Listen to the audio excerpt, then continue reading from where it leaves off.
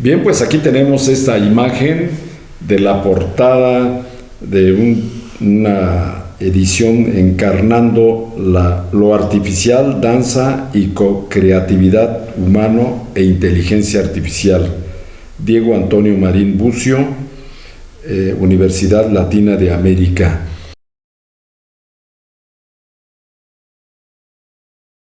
Ahí vemos estas imágenes que hoy enmarcan esta entrevista.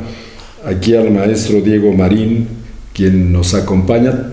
Ahora sí tuvimos la suerte de que esté con nosotros en sus recorridos por el mundo. Pues nos da mucho gusto, Diego, que estés aquí con nosotros. Gracias. Muchas gracias a ti por la invitación. Diego, sabemos que eres originario aquí de Ciudad Hidalgo. Tus papás, el doctor Macario Vicente Guerrero, en la Vicente Guerrero. ¿Macario qué es? Marín Valencia. Marín Valencia, ubicado en la Vicente Guerrero, originario también de aquí. De aquí, de Ciudad Hidalgo. Su mamá es educadora, ya jubilada, la maestra Dolores Bucio, que le enviamos un saludo.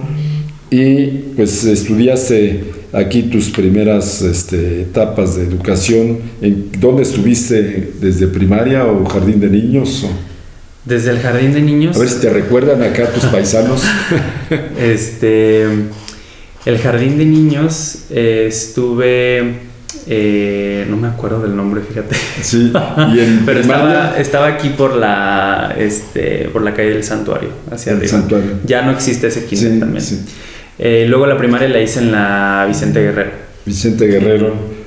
¿Preparatoria aquí también? También hice en la Prepa Tají. Prepa Tají. Después, ¿a dónde te fuiste a seguir con tus estudios? Después estudié Ciencias de la Comunicación en la Universidad Latina de América. ¿Morelia? En Morelia. Mientras estaba ahí tenía una beca en danza justamente.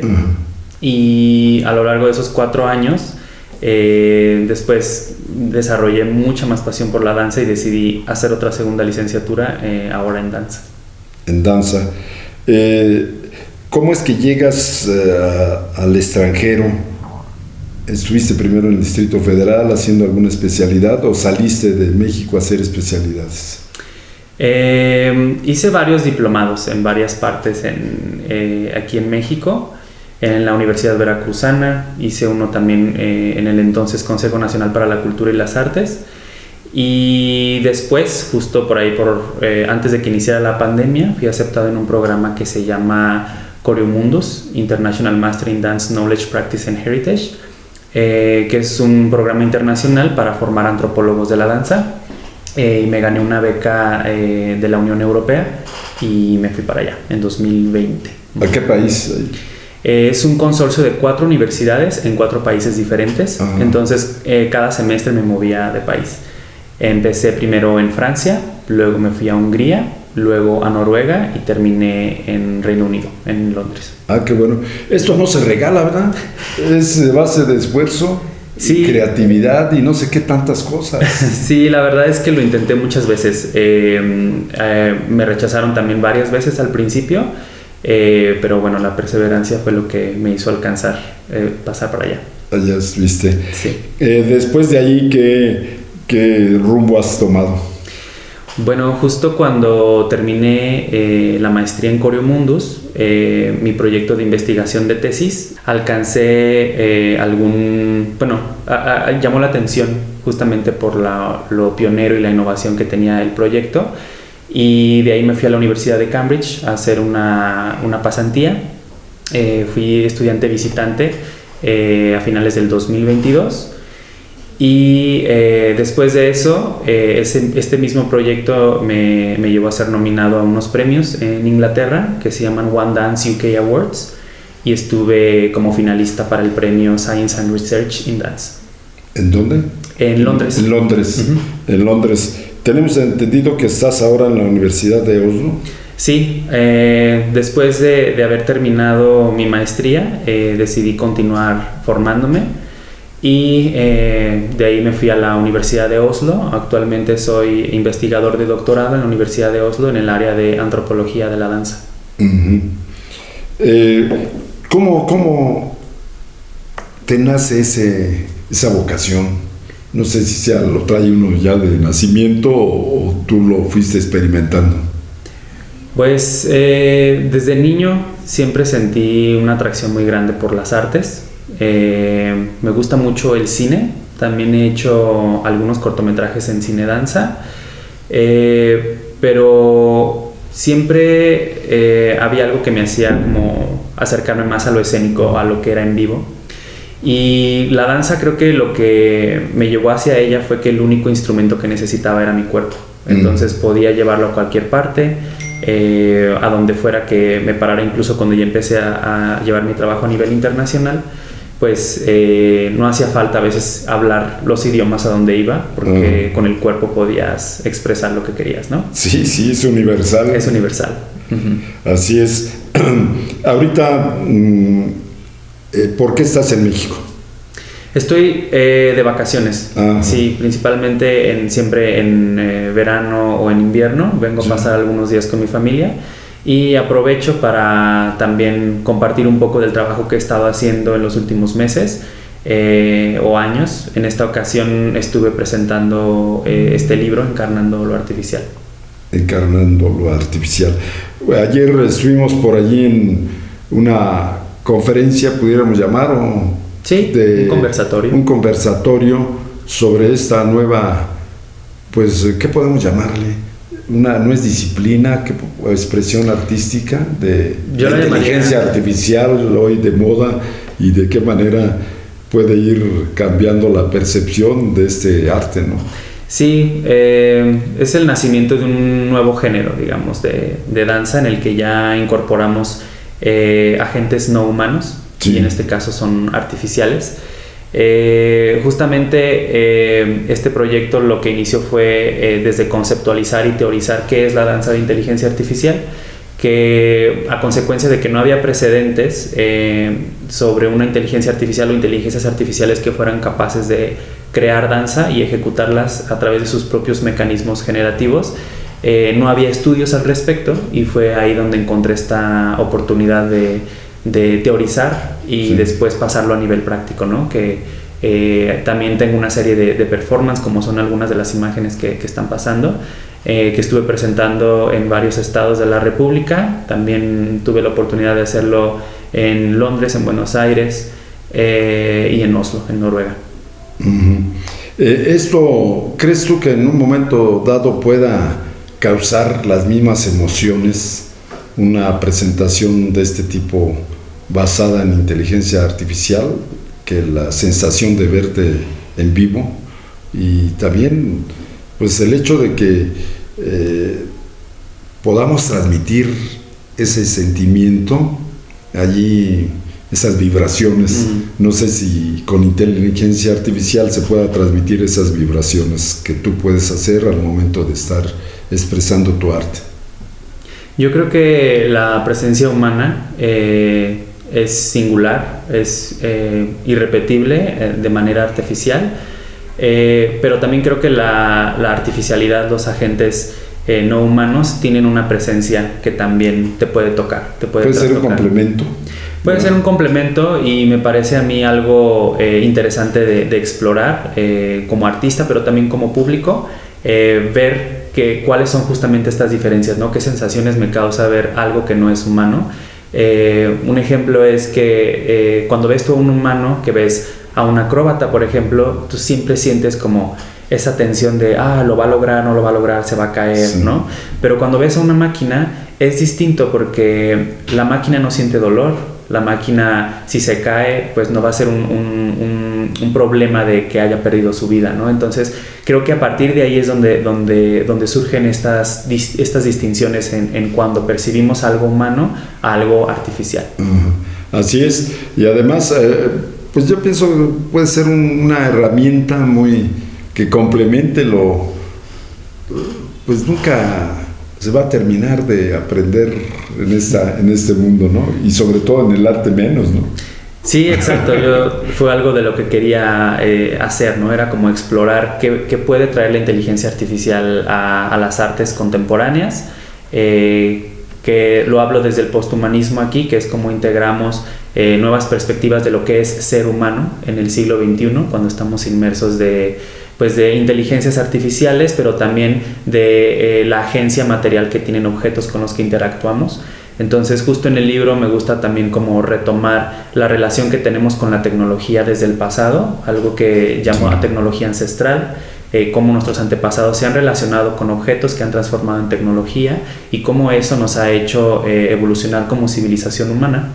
Y que recordemos que muchas cosas que utilizamos en nuestro día a día son tecnología, y que no necesariamente necesitamos tener tecnología de punta para poder potenciar nuestra creatividad o para poder encontrar nuevas formas de expresión en el caso de las artes. Y qué bueno que estés aquí metiéndote en esto, porque pues quién iba a pensar que esta inteligencia artificial que está tan avanzada en pocos años pudiera quedar al margen el arte y sobre todo la danza. Sí, es una de las preocupaciones, ¿no?, que subyace muchos discursos, pero también incluso políticas públicas sobre los temores que tenemos de hacia dónde va la inteligencia artificial y cómo esto pudiera reemplazar ciertas habilidades humanas, ciertas actividades que desempeñamos. Y justo el día de ayer en el conversatorio hablábamos de cómo cuando se aplica a las artes o a las áreas creativas, pues debemos recordar que esas son las cosas que como humanos queremos mantener, ¿no?, que queremos seguir experimentando, y que las inteligencias artificiales de preferencia deberían permanecer en áreas de tareas que nosotros ya no queremos hacer. Sí, y además pues darle presencia y sobre todo presencia en las nuevas generaciones, ¿no?, para que tengan esa oportunidad. Sí, sobre todo también causar una reflexión en las nuevas generaciones. Pienso que a partir, por ejemplo, estaba leyendo recientemente que desde el 2025 hablamos ya de la generación beta, no más de la generación Z. Y esta nueva generación son los niños que van a crecer rodeados de agentes de inteligencia artificial. Sí. Entonces creo que es muy importante que exista una discusión ontológica sobre cuáles son las distinciones entre ser un sujeto y ser un objeto, para que estas nuevas generaciones puedan distinguir estos agentes en su realidad, ¿no? Que no empecemos a ser seres o a pensar que son seres sensibles y entonces empecemos a diluir esta diferencia entre lo orgánico, lo sintético, lo humano y en este caso lo artificial. Lo artificial, sí, puede haber. ¿No te has enfrentado a controversias de grandes exponentes de este arte en esto que estás haciendo? Sí, fue un reto desde el principio, incluso desde que yo presenté este proyecto en mi maestría, mis supervisores estaban renuentes. Sí, debe ser. Me decían, la danza es solamente humana, no puede haber otros agentes que puedan bailar u otras entidades, en este caso artificiales. Después, a mí, digamos, como que yo continué persistente y me ayudó mucho también como a sustentarlo de manera teórica, de una manera muy sólida. Por lo mismo también que es un campo muy nuevo, no existía terminología, conceptos, modelos, métodos, y yo desarrollé todo eso y es lo que está contenido en este libro.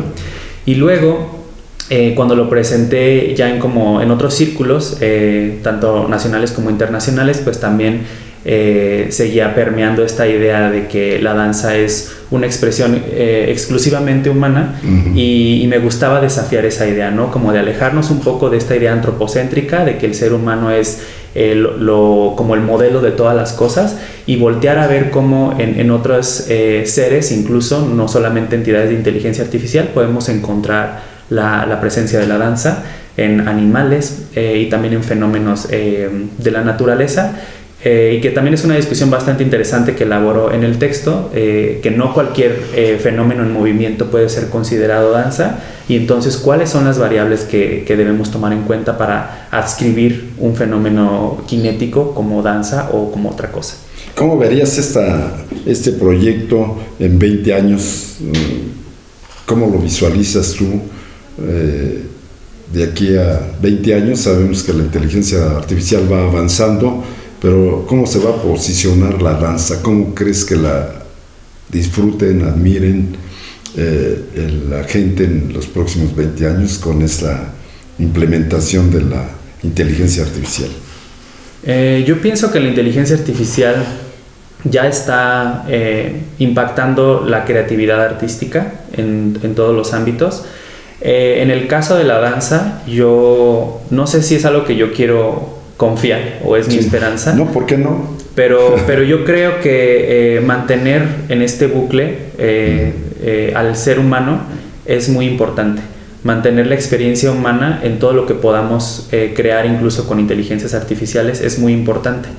Y desde mi punto de vista, creo que las experiencias vividas, es decir, cuando tú en una presencia física y con tu cuerpo experimentas lo que es bailar, es algo que no puede ser reemplazado por ninguna tecnología, por más sofisticada que sea. Así es. Entonces, yo creo que estas tecnologías nos van a ayudar a explorar muchas nuevas formas de entender nuestra realidad, de experimentar a nivel vestibular, propioceptivo, pero siempre y cuando nuestro cuerpo esté inmerso en esta práctica. Como la base principal de esa expresión.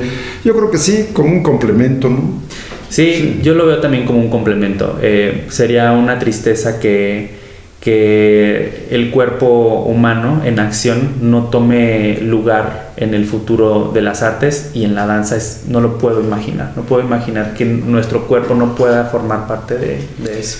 Y en la ciencia natural, porque yo no creo que la inteligencia artificial, con todo lo que se diga en las películas de ficción que nos proyectan como un sometimiento de la inteligencia artificial, yo creo que el último clic siempre va a ser la mente humana. Sí, Finalmente. Mira, a mí me parece que... Como principio y fin. Justamente porque nosotros somos los que medimos las cosas de acuerdo a nuestra experiencia humana, ¿no? Todo lo que entendemos, las ciencias exactas también están diseñadas a partir de cómo nosotros entendemos lo que es el exterior a nuestro cuerpo, ¿no? La realidad física.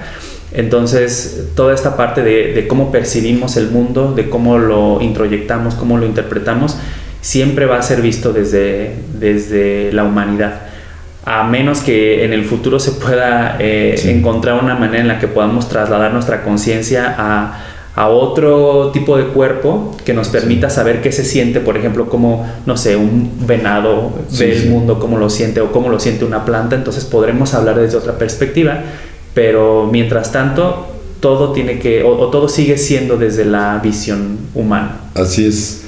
Un día, no sé, un maestro nos movió el tapete, ¿no? Que habían hecho no sé si era animal o qué animal lo habían conformado, perfecto, idea con todo. El problema fue el último clic para que fuera autónomo. Ya no se pudo. Y yo pienso que eso siempre lo dará el ser humano. Cuando menos hasta ahorita, como dices tú, ¿no? Sí, y también ser realistas en cómo ha sido la evolución de la inteligencia artificial. Sí. Hoy en día podemos ver robots que tienen ya están dotados de inteligencia artificial, que pueden tomar cierto tipo de decisiones, que tienen también pues cierto nivel de inteligencia sensomotora.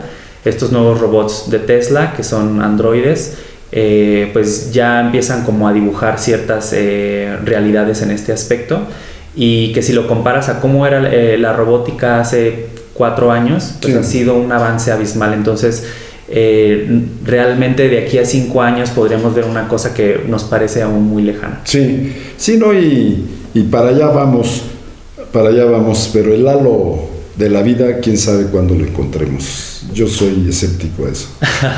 Exactamente. Gracias. Ahorita, ¿qué planes tienes? ¿Ya te vas? Sí. ¿A dónde vas ahora? Regresas a Oslo. A Oslo. Ojalá pudiéramos tener metiéndonos un poquito en las ciencias sociales, esa libertad que existe en estos países, ¿no? De pensamiento, de actuación, pero sobre todo de respeto humano y de honestidad, de integridad, de la sociedad misma y en los gobiernos, ¿no? Sí, es una realidad muy distinta a nivel cultural y social. Sí. Las dinámicas en cómo la gente convive, también desde luego cómo el gobierno está organizado, cómo se educa, todo lo que ves, incluso como desde que te subes a un transporte público, cuando contratas un servicio, todo es pues de una manera distinta. Creo que hay muchas cosas que aprender de ellos, así como también ellos tienen muchas cosas que aprender de la cultura mexicana. Y creo que es lo importante es eso, ¿no? Como estar abiertos a explorar otras culturas, otras formas de pensamiento que nos puedan enriquecer como individuos. ¿Tú te gustaría que los gobernantes fueran a unos cursos allá? Pues no les caería nada mal. Hombre, sobre todo en ese aspecto, ¿no? Tenemos que avanzar mucho todavía en México. Claro, seríamos el paraíso, ¿no? Si tuviéramos... Imagínate, todo lo que tenemos más ese plus sería fabuloso. Hay que aspirar a eso. Pues gracias. Muchas y esperemos gracias, que estés por acá con nosotros más seguido, ¿no? Claro. Lo que importante sí, es que tengamos un mexicano con esta proyección internacional y que sea de Ciudad Hidalgo. Así es que es un orgullo para nosotros y debe ser para tu familia, ¿no? Muchas gracias. Pues nuevamente esperemos que triunfes y que nos... estar más en contacto, vamos a ponernos de acuerdo con él para estar recibiendo información y compartiéndola. Claro que sí, va a ser un placer. Gracias. Muchísimas gracias a ti. Regresamos en un momento.